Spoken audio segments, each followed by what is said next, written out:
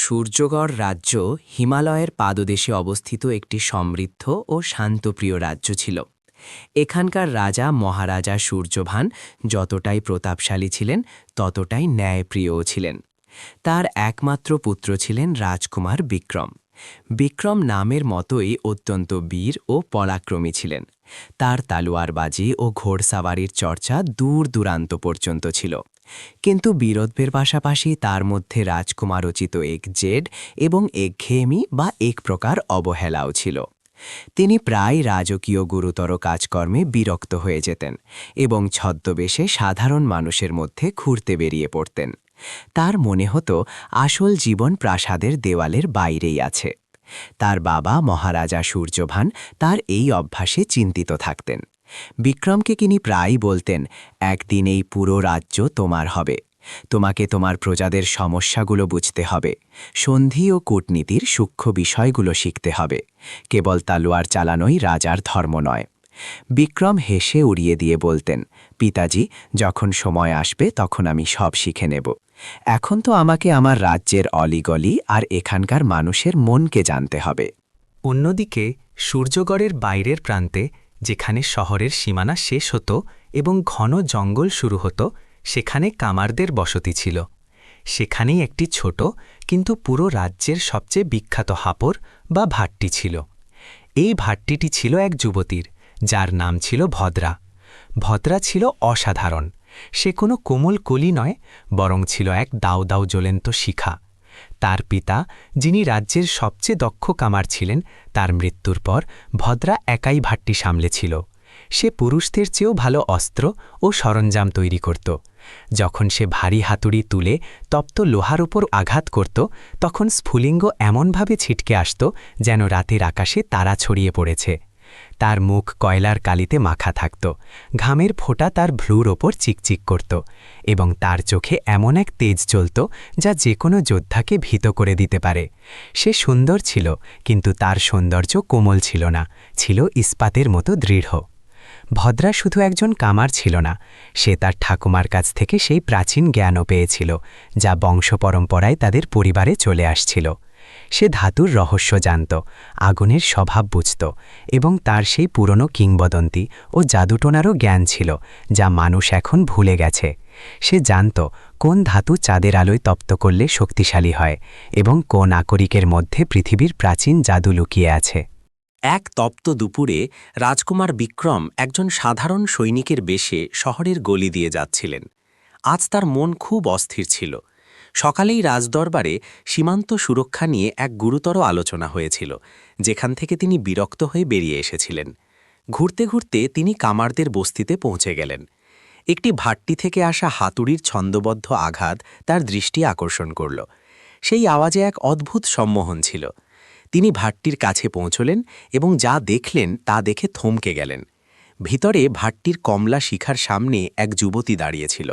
তার বাহু ছিল মজবুত এবং সে পূর্ণ একাগ্রতায় একটি তলোয়ারকে আকার দিচ্ছিল। সে ছিল ভদ্রা। বিক্রম আজ পর্যন্ত এমন নারী দেখেননি। প্রাসাদের রাজকুমারীরা, যারা সুগন্ধিতে ডুবে থাকত এবং রেশমি পর্দার আড়ালে লজ্জা পেত, তাদের সামনে ভদ্রাকে সাক্ষাৎ অগ্নির দেবী মনে হচ্ছিল। ভদ্রা ঘামে ভেজা চুলগুলো ঝাঁকুনি দিয়ে সরানোর জন্য মাথা ঘোরাল, এবং তার নজর দরজায় দাঁড়িয়ে থাকা অচেনা বিক্রমের ওপর পড়ল। কি চাই? তার গলায় এক তেজ ছিল, হাতুড়ির আঘাতের মতোই পরিষ্কার ও ধারালো।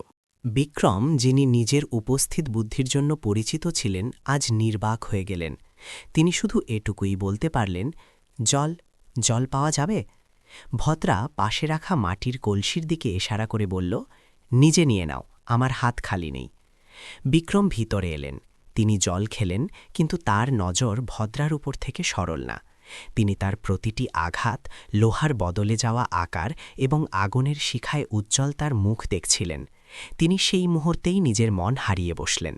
এটি কোনো রাজকুমারের ক্ষণিক আকর্ষণ ছিল না, এটি ছিল এক আবেগ, এক পাগলামি যা তার মাথায় চেপে বসল। সেই দিনের পর বিক্রমের বেশিরভাগ সময় ওই ভাট্টির আশেপাশে ঘুরঘুর করে কাটতে লাগল। তিনি কখনো নিজের ভাঙা ঢাল মেরামতের বাহানায় আসতেন, তো কখনো নিজের ঘোড়ার জন্য নতুন নাল লাগাতে। ভদ্রা তার সঙ্গে রুক্ষ ব্যবহার করত। তার এই অকর্মণ্য সৈনিককে একদমই পছন্দ হয়নি, যে কাজ করার বদলে শুধু তাকে অপলক দৃষ্টিতে দেখত। তোমার কাছে কোনো কাজ নেই নাকি সৈনিক? একদিন ভদ্রা বিরক্ত হয়ে জিজ্ঞাসা করল। সারাদিন এখানে মাছি মারছ কেন? বিক্রম হাসলেন এবং বললেন, আমার কাজ তোমাকে দেখা। ভদ্রা তপ্ত লোহা জলের কুণ্ডে ডুবিয়ে দিল। ফস করে এক শব্দ হল এবং ধোঁয়ার এক বড় মেঘ উঠল। ভদ্রা বলল, তাহলে নিজে চোখ সেকে নাও, কারণ দেখা ছাড়া তুমি আর কিছুই পাবে না। কিন্তু বিক্রমের দিওয়ানাপনা বেড়েই চলল। তিনি প্রাসাদ ভুলে গেলেন, নিজের কর্তব্য ভুলে গেলেন। রাজদরবারে তার অনুপস্থিতি আলোচনার বিষয় হয়ে দাঁড়াল। মহারাজা সূর্যভানের কাছে এই খবর পৌঁছল যে রাজকুমার এক সাধারণ কামার কন্যার প্রেমে পাগল হয়ে গেছেন। রাজ্যে সংকটের মেঘ ঘনিয়ে আসছিল। প্রতিবেশী রাজ্য লৌহগড়ের রাজা ক্রুর সিং সূর্যগড়ের সীমান্তে সৈন্য বাড়াচ্ছিল এবং এখানে রাজকুমার প্রেমে ডুবেছিলেন। রাজ্যের এই হাহাকার, এই অস্থিরতা বিক্রমকে স্পর্শও করতে পারছিল না। অবশেষে এক সন্ধ্যায় বিক্রম আর থাকতে পারলেন না। তিনি রাজকীয় পোশাকে নিজের রাজকীয় ঘোড়ায় সওয়ার হয়ে ভদ্রার ভাট্টিতে পৌঁছলেন। ভদ্রা তাকে দেখে চমকে গেল। তার বুঝতে দেরি হল না যে এই সৈনিক আর কেউ নয়, স্বয়ং সূর্যঘরের রাজকুমার। তাহলে এই হলো তোমার আসল রূপ, ভদ্রা ব্যঙ্গ করে বলল। রাজকুমার, এখানে কি করছেন? এটি প্রাসাদ নয়। বিক্রম ঘোড়া থেকে নামলেন এবং ভদ্রার সামনে হাঁটু গেড়ে বসে পড়লেন। ভদ্রা, আমি তোমাকে ভালোবাসি, আমি তোমাকে বিয়ে করতে চাই। আমার জন্য তুমি যে কোনো রাজকুমারীর চেয়েও শ্রেষ্ঠ। বলো, তুমি আমাকে বিয়ে করবে? ভদ্রা হাসল। তার হাসিতে হাতুড়ির আঘাতের উপহাস ছিল। রাজকুমার, প্রেম কোনো খেলা নয় এবং বিবাহ কোনো পুতুল খেলা নয়। তুমি একজন রাজকুমার আর আমি একজন কামার কন্যা। তুমি প্রাসাদে বড় হয়েছ, আমি আগুন আর লোহার মধ্যে জীবন কাটিয়েছি। তুমি আমার যোগ্য ন। বিক্রমের পুরুষত্ব জেগে উঠল। আমাকে অযোগ্য বলো না ভদ্রা, আমি তোমার জন্য কিছুও করতে পারি। তুমি যা চাইবে আমি দেব, নিজের প্রাণও। ভদ্রার চোখে এক অদ্ভুত চমক এলো। সেই জেদি রাজকুমারের মধ্যে এক সম্ভাবনা দেখতে পেল, কিন্তু তাকে পরখ করা জরুরি ছিল। সে জানত যে এই প্রেমের নেশা যতটা দ্রুত চড়েছে ততটা দ্রুত নেমেও যেতে পারে। সে সিদ্ধান্ত নিল যে সে বিক্রমের পরীক্ষা নেবে, এমন পরীক্ষা যা তার শরীর, মন ও আত্মা তিনটেকেই পরখ করে নেবে। ঠিক আছে রাজকুমার, ভদ্রা গম্ভীরভাবে বলল, আমি তোমাকে বিয়ে করব, কিন্তু আমার 5টি শর্ত আছে। এই 5টি শর্তই জাদুর ওপর আধারিত, সেই প্রাচীন জাদুর ওপর যা পৃথিবী ভুলে গেছে। যদি তুমি এগুলো পূরণ করতে পারো তবেই আমি তোমার হবে, অন্যথা আজ থেকে আমাকে নিজের মুখ দেখিও না। বিক্রম তৎক্ষণাৎ উঠে দাঁড়ালেন। বলো, কি শর্ত? আমি পাতাল থেকেও তা খুঁজে আনব। ভদ্রা নিজের ভাট্টির আগুনের দিকে তাকিয়ে বলতে শুরু করল। প্রথম শর্ত। ভদ্রা বলল, তোমাকে আমার জন্য চন্দ্রহীন কুণ্ডের জল আনতে হবে। এই কুণ্ডটি মৌন উপত্যকায় আছে এবং কেবল সেই অমাবস্যার মধ্যরাতে প্রকট হয় যখন আকাশে একটিও তারা থাকে না। বলা হয় যে ওই জলের এক ফোঁটা পান করলে মানুষ ভবিষ্যতের সংকেত দেখতে পায়। কিন্তু সেই কুণ্ড রক্ষা করে বনযক্ষরা, যারা কোনো জীবিত প্রাণীকে তার কাছে ঘেঁষতে দেয় না। বিক্রমের মুখ দৃঢ় ছিল। তিনি বললেন, মঞ্জুর। দ্বিতীয় শর্ত। ভদ্রা নিজের আঙুল তুলে বলল, তোমাকে সূর্য পাখির একটি পালক আনতে হবে। এটি একটি অগ্নি পাখি যা উত্তপ্ত শিখরে থাকে। তার শরীর দাউ দাউ আগুনের এবং তার পালক সূর্যের আলো দিয়ে বোনা। সেই পালক যে কোনো ক্ষত সারিয়ে তুলতে পারে, কিন্তু সেটি স্পর্শকারী মুহূর্তের মধ্যে ভস্ম হয়ে যায়। বিক্রম মাথা নেড়ে বললেন, আমি আনব। তৃতীয় শর্ত। ভদ্রার গলা গম্ভীর হয়ে এলো। তোমাকে স্মৃতি গুহায় গিয়ে পূর্বপুরুষদের ফিসফাস শুনতে হবে। এই গুহা গোলকথাথা জঙ্গলের মাঝখানে অবস্থিত, যেখানে দিকেরা নিজেদের অর্থ হারিয়ে ফেলে। গুহার ভিতরে হাজার বছরের পুরনো আত্মারা ফিসফিস করে। তোমাকে তাদের মধ্য থেকে নিজের বংশের একটি ভুলে যাওয়া সত্য খুঁজে আনতে হবে। অনেকে সেখানে গেছে, কিন্তু হয় বধির হয়ে ফিরেছে, না হলে পাগল হয়ে। বিক্রমের কপালে ঘাম দেখা দিল, কিন্তু তিনি বললেন, মঞ্জুর। চতুর্থ শর্ত। ভদ্রা নিজের ভাট্টি থেকে একটি ঠান্ডা কয়লা তুলে নিল। তোমাকে পাতাল গঙ্গার অদৃশ্য মাছের আশ আনতে হবে। এই নদী মাটির 7 তলা নিচে বয় এবং এটি এতটাই কালো যে আলো সেখানে হারিয়ে যায়। সেই মাছ পুরোপুরি অদৃশ্য। তাকে কেবল স্পর্শ করে ধরা যেতে পারে, কিন্তু তার স্পর্শ বরফ শীতল এবং কাউকে নিমেষের মধ্যে জমিয়ে দিতে পারে। বিক্রমের বুক ধরফর করে উঠল, কিন্তু প্রেমের নেশা সব ভয়ের ওপর জয়ী হল। আমি সেই আশ নিয়ে আসব। পঞ্চম ও শেষ শর্ত। ভদ্রা কয়লাটি নিজের মুঠোর মধ্যে চেপে ধরল। তোমাকে আমার জন্য সেই জ্বালা, শিখা আনতে হবে যা পোড়ায় না, অগ্নিশিখা যা জ্বলে না। এটি শান্ত আগ্নেয়গিরির হৃদয়ে জ্বলে। এটি শক্তির শুদ্ধ রূপ। এটি উত্তাপ দেয় কিন্তু কোনো কিছু পোড়ায় না। এটি কেবল সেই ব্যক্তিই ধারণ করতে পারে যার মন মোহ, মায়া ও ক্রোধ থেকে পুরোপুরি মুক্ত। যদি তোমার মনে সামান্যতম খুঁত থাকে, তবে সেই জ্বালা তোমাকে ভিতর থেকে ভস্ম করে দেবে। 5টি শর্ত শুনে দরবারে দাঁড়িয়ে থাকা যে কোনো যোদ্ধা কেঁপে উঠত। এটি ছিল মৃত্যুকে সরাসরি আমন্ত্রণ। বিক্রম ভদ্রার চোখের দিকে তাকিয়ে বললেন, ভদ্রা, আমি বলেছিলাম যে আমি তোমার জন্য কিছুও করতে পারি। আমি তোমার 5টি শর্তই পূরণ করব। হয় আমি এই 5টি জিনিস নিয়ে ফিরব, না হয় কোনো দিন ফিরব না। এই বলে রাজকুমার বিক্রম ঘুরে দাঁড়ালেন এবং নিজের ঘোড়ায় চড়ে প্রাসাদের দিকে রওনা দিলেন। তিনি তার পিতা মহারাজা সূর্যভানকে নিজের সিদ্ধান্ত শোনালেন। মহারাজার মন ভেঙে গেল। তিনি বিক্রমকে অনেক বোঝালেন, পুত্র, এটি পাগলামি, তুমি রাজ্যের উত্তরাধিকারী। এই কামারকন্যা তোমাকে মৃত্যুর মুখে ঠেলে দিচ্ছে। আর রাজ্যের দিকে দেখো, ক্রূর সিং আমাদের সীমান্তে। কিন্তু বিক্রমের ওপর তো নেশা চেপেছিল। যদি আমি নিজের প্রেমের জন্য এই পরীক্ষাগুলো পার করতে না পারি, তবে আমি এই রাজ্য সামলানোর যোগ্যও নই। পিতাজি, আমাকে যেতে দিন। ভাবী মনে মহারাজা তাকে বিদায় দিলেন। পুরো রাজ্য শোকে ডুবে গেল। তাদের মনে হল তারা তাদের রাজকুমারকে চিরদিনের জন্য হারিয়ে ফেলেছে। রাজকুমার বিক্রম চলে যেতেই সূর্যগড়ে যেন দুর্ভাগ্যের ছায়া নেমে এলো। মহারাজা সূর্যভান পুত্রশোকে ভেঙে পড়লেন। তিনি রাজকাজে মন দিতে পারছিলেন না। সেনাপতি ও মন্ত্রীরা চিন্তিত ছিলেন, কিন্তু তাদের মধ্যে একতা ছিল না। লৌহগড়ের রাজা ক্রূর সিংহের কাছে এই খবর দ্রুত পৌঁছে গেল।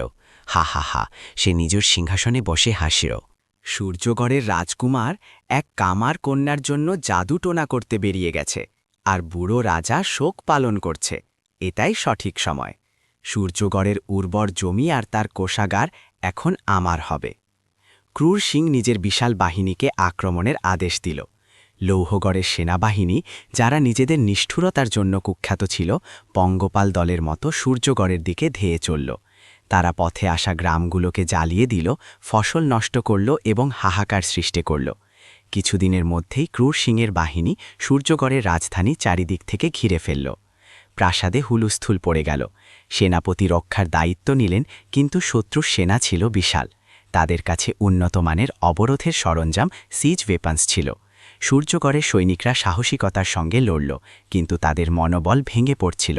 তাদের রাজকুমার তাদের ছেড়ে চলে গেছেন এবং তাদের রাজা অসহায় ছিলেন। শহরের সাধারণ মানুষ ভয়ে কাঁপছিল। তাদের মনে হল এখন তাদের অন্ত নিশ্চিত। তখনই ভদ্রা যে এইসব দেখছিল, সে সিদ্ধান্ত নিল, এই সংকট তার কারণেই এসেছিল। বিক্রম তার শর্ত পূরণ করতে গিয়েছিলেন এবং রাজ্যকে অসহায় রেখে গিয়েছিলেন। না, সে নিজের ভাট্টির আগুনের দিকে তাকিয়ে বলল, আমি আমার ঘরকে, আমার মানুষকে এভাবে ধ্বংস হতে দেখতে পারি না। বিক্রম নিজের ধর্ম ভুলে গেছে, কিন্তু আমি আমার ধর্ম ভুলব না। ভদ্রা নিজের হাতুড়ি তুলল এবং সরাসরি রাজদরবারের দিকে রওনা হল। কালিতে মাখা মুখ, কাজের পোশাকে সে দরবারে ঢুকল, যেখানে সব মন্ত্রী ও সেনাপতি তর্কাতর্কি করছিলেন। এই কামারকন্যা এখানে কি করছে? এক মন্ত্রী চিৎকার করে উঠল। এর কারণেই আজ আমাদের উপর এই বিপদ এসেছে। চুপ করুন মন্ত্রীমশাই, ভদ্রার কণ্ঠ পুরো দরবারে প্রতিধ্বনিত হল। যদি আপনারা তর্ক করার বদলে পরিকল্পনা তৈরিতে সময় দিতেন, তবে শত্রু দরজায় দাঁড়িয়ে থাকত না। সেনাপতি ভদ্রার দিকে তাকিয়ে বললেন, তুমি আমাদের যুদ্ধ শেখাবে মেয়ে? ভদ্রা নির্ভীকভাবে জবাব দিল, আমি আপনাদের যুদ্ধ জেতা শেখাবো না সেনাপতি, আপনি লড়তে জানেন, কিন্তু আমি লোহাকে, আগুনকে আর শত্রুর চিন্তাভাবনাকে পড়তে জানি। মহারাজা সূর্যভান, যিনি এতক্ষণ চুপ ছিলেন, বললেন, কি বলতে চাও কন্যা? ভদ্রা বলল, মহারাজ, ক্রূর সিংহের সেনা বিশাল ঠিকই, কিন্তু সে অহংকারী। সে ভাবছে আমরা দুর্বল। আমাদের তার এই চিন্তার উপরই আঘাত করতে হবে। আমার কাছে একটি পরিকল্পনা আছে। পরবর্তী কয়েক ঘণ্টা ভদ্রা দরবারে কথা বলতে থাকল। সে কোনো কামারকন্যার মতো নয়, বরং একজন অভিজ্ঞ রণকৌশলীর মতো কথা বলছিল। সে শত্রুর অবরোধের দুর্বলতাগুলো তুলে ধরল, নিজের ভাট্টির জ্ঞান ব্যবহার করে নতুন অস্ত্রের নকশা দিল এবং শহরের সম্পদের এমন ব্যবহারের কথা বলল যা কেউ ভাবেনি। সেনাপতি ও মন্ত্রীরা অবাক হলেন।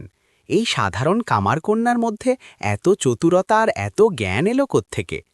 ভদ্রার পরিকল্পনাগুলো জাদুকরী ছিল না, সেগুলো ছিল শুদ্ধ বিজ্ঞান, যুক্তি ও অসাধারণ চতুরতার ওপর আধারিত। মহারাজা সূর্যভানের মধ্যে আশার আলো দেখা দিল। তিনি আদেশ দিলেন, আজ থেকে রাজধানীর রক্ষার নেতৃত্ব সেনাপতির পাশাপাশি ভদ্রাও করবে।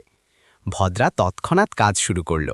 তার প্রথম আদেশ ছিল, শহরের সব কামার, ছুতোর ও কারিগরদের আমার ভাট্টিতে জড়ো করো। যখন সবাই এলো তখন ভদ্রা তাদের নতুন নকশা দেখালো। ক্রুর সিংহের কাছে উঁচু সিজ টাওয়ার আছে। আমাদের দেওয়াল তাদের বেশিক্ষণ আটকাতে পারবে না। আমাদের তাদের দেওয়াল পর্যন্ত পৌঁছনোর আগেই ধ্বংস করতে হবে। কিন্তু কিভাবে? এক বৃদ্ধ কামার জিজ্ঞাসা করল। আমাদের মশাল বা ক্যাটাপাল্ট এত দূর পর্যন্ত আঘাত করতে পারে না। এখন করবে, ভদ্রা হাসল। ভদ্রা নিজের লোহা ও ধাতুর জ্ঞান ব্যবহার করল। সে ক্যাটাপাল্টের কৌশল বদলে দিল। সেগুলোর স্থিতিস্থাপকতা বাড়ানোর জন্য নতুন মিশ্র ধাতুর স্প্রিং যুক্ত করল। সে পাথরের বদলে লোহার ভারী গোলক তৈরি করালো। রাতারাতি সূর্যগড়ের পুরনো সরঞ্জামগুলো মারাত্মক এবং দূরপাল্লার মারণাস্ত্রে পরিণত হল। এটা তো জাদু, এক সৈনিক বলল। না, ভদ্রা বলল, এটা শুধু পদার্থবিদ্যা। তার দ্বিতীয় পদক্ষেপ ছিল শত্রুর ঘোড়াকে আটকানো। ক্রুর সিংহের সবচেয়ে বড় শক্তি তার অশ্বারোহী বাহিনী। আমাদের তাদের অকেজো করতে হবে। সে সব কামারদের ছোট 4 মাথার লোহার কাঁটা তৈরির আদেশ দিল। এগুলোকে রাতের অন্ধকারে দেওয়ালের বাইরের মাঠে ছড়িয়ে দাও। এগুলো ঘাসের মধ্যে লুকিয়ে থাকবে। তার তৃতীয় পদক্ষেপ ছিল মনস্তাত্ত্বিক। শত্রুর মনোবল ভাঙা জরুরি। সে নিজের ভাট্টি থেকে গন্ধক, সোরা, পটাশিয়াম নাইট্রেট এবং কয়লার এক বিশেষ মিশ্রণ তৈরি করালো। এগুলোকে ছোট ছোট মাটির হাঁড়িতে ভরে দাও। যখন শত্রু আক্রমণ করবে তখন এই হাঁড়িগুলো তাদের সেনার মাঝখানে ছুঁড়ে মারবে। যখন পরের দিন সকালে ক্রুর সিং চূড়ান্ত আক্রমণের আদেশ দিল, তখন সে এক নতুন সূর্যগড়ের মুখোমুখি হল। যেমনই তার সিজ টাওয়ারগুলো এগোল, ভদ্রার আদেশে নতুন ক্যাটাপাল্টগুলো আগুন ও লোহা উগরাতে শুরু করল। লোহার গোলকগুলো সরাসরি টাওয়ারে আঘাত করল এবং সেগুলোকে চুরমার করে দিল। ক্রুর সিং অবাক হয়ে গেল। যখন তার অশ্বারোহীরা আক্রমণ করল, তখন তাদের ঘোড়াগুলো লোহার কাঁটায় পা পড়তেই ছটফট করে পড়ে গেল। অশ্বারোহী সেনায় হুলস্থুল পড়ে গেল। আর যখন পদাতিক বাহিনী দেওয়াল টপকানোর চেষ্টা করল, তখন সৈনিকরা ভদ্রার তৈরি মাটির হাঁড়িগুলো ছুড়ল। হাঁড়িগুলো ফেটে ঘন হলুদ দুর্গন্ধযুক্ত ধোঁয়া শত্রুদের ঢেকে দিল। সৈনিকদের চোখ চলতে লাগল, তাদের শ্বাস নিতে কষ্ট হতে লাগল। তাদের মনে হল সূর্যকর কোনো কালো জাদু করেছে। পালাও, এটি ডাইনির জাদু! শত্রু সেনায় চিৎকার ও হাহাকার শুরু হল। ক্রুর সিং রাগে উন্মাদ হয়ে গেল। সে নিজের বাকি সেনাকে একত্রিত করে শেষ আক্রমণের আদেশ দিল। সে নিজে হাতির পিঠে চড়ে শহরের মূল ফটক ভাঙার জন্য এগিয়ে গেল। ঠিক সেই সময় যখন ক্রুর সিং প্রধান ফটকে আক্রমণ করতে যাচ্ছিল, দিগন্তে ধুলোর এক ঝড় উঠল। একজন অশ্বারোহী বিদ্যুতের গতিতে শত্রু সেনাকে চিড়ে আসছিলেন। তিনি ছিলেন রাজকুমার বিক্রম। বিক্রম বুড়িভাবে ক্লান্ত ছিলেন। তার জামাকাপড় ছেঁড়া ছিল, শরীরে অনেক ক্ষত ছিল, কিন্তু তার চোখে এক নতুন চমক ছিল। তিনি তার যাত্রা থেকে ফিরে এসেছিলেন। তিনি চন্দ্রহীন কুণ্ডের জল পান করেছিলেন, যা তাকে ভবিষ্যতের সংকেত নয়, বরং নিজের কর্তব্যের অবহেলার বর্তমানকে দেখিয়েছিল। তিনি সূর্য পাখি পিছু নিয়েছিলেন, কিন্তু সেটি ধরতে পারেননি। তবে তিনি সেই পাখিকে একটি আহত হরিণকে নিজের পালকের ছায়ায় সুস্থ করতে দেখেছিলেন, যা থেকে তিনি রক্ষা করার আসল অর্থ বুঝতে পেরেছিলেন। তিনি স্মৃতি গুহাও খুঁজে পেয়েছিলেন, যেখানে পূর্বপুরুষদের ফিসফাস তাকে বলেছিল যে তার প্রপিতামহ একজন সাধারণ কৃষক ছিলেন, যিনি নিজের পরিশ্রম ও ন্যায় বিচার দিয়ে এই রাজ্য তৈরি করেছিলেন, কোনো জাদুকরী শক্তিতে নয়। তিনি 3টি শর্ত পূরণ করে ফিরেছিলেন, কিন্তু তার হাত খালি ছিল। তার কাছে না চর ছিল, না পালক এবং না কোনো ভুলে যাওয়া সত্য। তার কাছে ছিল কেবল জ্ঞান। যেমনই তিনি তার রাজধানীকে ঘেরাও হতে দেখলেন, তিনি সব বুঝে গেলেন। ভদ্রা, তিনি চিৎকার করে উঠলেন এবং তলোয়ার বের করে ক্রুর সিংহের সেনার ওপর ঝাঁপিয়ে পড়লেন। সূর্যগড়ের সৈনিকরা তাদের রাজকুমারকে ফিরে দেখে নতুন জোশে ফেটে পড়ল। রাজকুমার বিক্রমের জয় ধ্বনি প্রতিধ্বনিত হল। বিক্রম লড়তে লড়তে প্রধান ফটক পর্যন্ত পৌঁছলেন, যা প্রায় ভাঙার মুখে ছিল। ঠিক সেই সময় ভদ্রা দেওয়ালের উপর থেকে ফুটন্ত তেল ও আগুনের ব্যবস্থা করে রেখেছিল। এবার ভদ্রা চিৎকার করে আদেশ দিল। সৈনিকরা ফুটন্ত তেল হাতিদের ওপর ঢেলে দিল। হাতিগুলো যন্ত্রণায় চিৎকার করে পিছিয়ে গেল এবং নিজেদের সেনাকেই পিষে মারতে লাগল। বিক্রম সুযোগের সদ্ব্যবহার করে সরাসরি ক্রুর সিংকে আক্রমণ করলেন। দুই রাজার মধ্যে ভয়ঙ্কর যুদ্ধ হল। ভদ্রা দেখল যে ক্রুর সিং বিক্রমের ওপর ভারী পড়ছেন। ক্রুর সিংয়ের বর্ম ছিল অত্যন্ত মজবুত, যা বিক্রমের তলোয়ার ভেদ করতে পারছিল না। ভদ্রা তৎক্ষণাৎ নিজের ভাট্টির দিকে ছুটল। সে সেখান থেকে একটি ভারী ও বিশেষভাবে ডিজাইন করা হাতুড়ি নিয়ে এলো, যা সে বর্ম ভাঙার জন্যই তৈরি করেছিল। সে দেওয়াল থেকে ঝাঁপ দিল এবং যুদ্ধক্ষেত্রে পৌঁছে ক্রুর সিংয়ের পায়ের বর্মের ঠিক জোরের মুখে পূর্ণ শক্তিতে আঘাত করল। ক্র্যাক! বর্ম ভেঙে গেল। ক্রুর সিং যন্ত্রণায় চিৎকার করে উঠল। পরের মুহূর্তেই বিক্রমের তলোয়ার নিজের কাজ করল। ক্রুর সিং মাটিতে লুটিয়ে পড়ল। নিজের রাজাকে পড়ে যেতে দেখে লৌহগড়ের সেনা অস্ত্র ত্যাগ করল। সূর্যগড়ের জয় হল। পুরো শহরে উৎসব পালিত হতে লাগল। মানুষ রাজকুমার বিক্রমের জয় ও ভদ্রা দেবীর জয়ধ্বনি দিচ্ছিল। সেই সন্ধ্যায় ভরা দরবারে মহারাজা সূর্যভান নিজের সিংহাসন থেকে উঠে ভদ্রাকে বুকে জড়িয়ে ধরলেন। কন্যা, আজ তুমি এই রাজ্যকে বাঁচিয়েছ। তুমি একজন কামারকন্যা হিসেবে নয়, বরং একজন রানীর ধর্ম পালন করেছ। রাজকুমার বিক্রম, যার ক্ষতগুলোতে প্রলেপ লাগানো হয়েছিল, তিনি ভদ্রার সামনে এলেন। তার মাথা লজ্জায় নিচু হয়েছিল। ভদ্রা, তিনি ধীরে বললেন, আমি তোমার 5টি শর্ত পূরণ করতে পারিনি। আমি খালি হাতে ফিরেছি। আমি তোমার যোগ্য নই। ভদ্রা হাসল। তার হাসিতে জয়ের দীপ্তি ছিল। রাজকুমার, সে বলল, তুমি আমার শর্তের আসল মানেই বোঝনি। বিক্রম অবাক হয়ে তার দিকে তাকালেন। ভদ্রা বোঝাতে শুরু করল, রাজকুমার, জাদু সেটা নয় যা তুমি খুঁজতে গিয়েছিলে। আসল জাদু এখানে, আমাদের ভিতরে, আমাদের কর্মে। আমার প্রথম শর্ত ছিল চন্দ্রহীন কুণ্ডের জল, যা ভবিষ্যৎ দেখায়। তুমি জল আনোনি, কিন্তু তুমি তোমার যাত্রায় শিখেছ যে আমাদের বর্তমানের কাজই আমাদের ভবিষ্যৎ ঠিক করে। তুমি রাজ্যের প্রতি নিজের কর্তব্য বুঝেছ। তুমি প্রথম শর্ত পূরণ করেছ। ভদ্রা আরও বলল, আমার দ্বিতীয় শর্ত ছিল সূর্য পাখির পালক, যা ক্ষত সারায়। তুমি পালক আনোনি, কিন্তু তুমি রক্ষা করার গুরুত্ব শিখেছ। তুমি ফিরে এসে নিজের রাজ্যের ক্ষত সারানোর জন্য যুদ্ধ করেছ, তাকে শত্রুদের থেকে বাঁচিয়েছ। তুমি দ্বিতীয় শর্ত পূরণ করেছ। তার গলায় গর্ব ছিল। আমার তৃতীয় শর্ত ছিল পূর্বপুরুষদের ফিসফাস শোনা।